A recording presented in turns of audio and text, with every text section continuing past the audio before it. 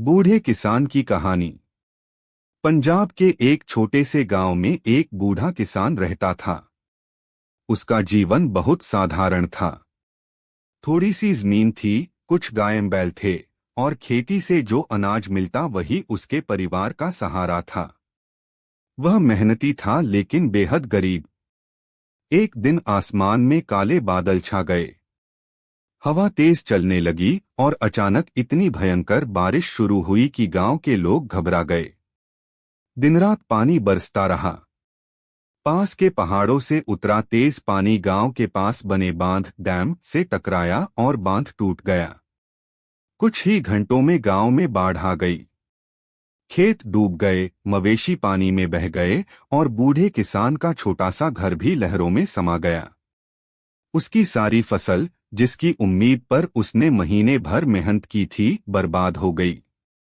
बूढ़ा किसान पानी में घिर गया। उसका परिवार कहीं दिखाई नहीं दे रहा था।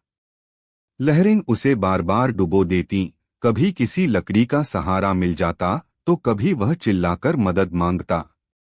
गांव में बचाव दल, रेस्क्यू टीम पहुंचा। नावें पानी में चल रही थीं। उन्होंने बूढ़े किसान को देखा और उसे रस्सी फेंककर बाहर निकाला। भीगते हुए, कांपते हुए वह जमीन पर बैठ गया और फूट फूट कर रो पड़ा। उसकी आंखों से आंसू ऐसे बह रहे थे जैसे आसमान से बारिश। उसने कहा, हे वाहेगुरु, मेरा सब कुछ चला गया। मेरा घर, मेरी जमीन, मेरा परिवार। अब मेरे पास क्या बचा है? बचाव दल के लोग उसे संभालते रहे। गांव के कुछ लोग भी उसके पास आकर बोले, बाबा जी, हिम्मत रखो। जान है तो जहान है।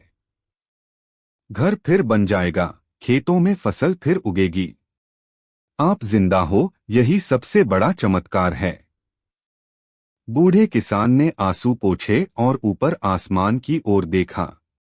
काले बादल धीरे धीरे हट रहे थे और सूरज की एक किरण बादलों को चीरती हुई सामने आई।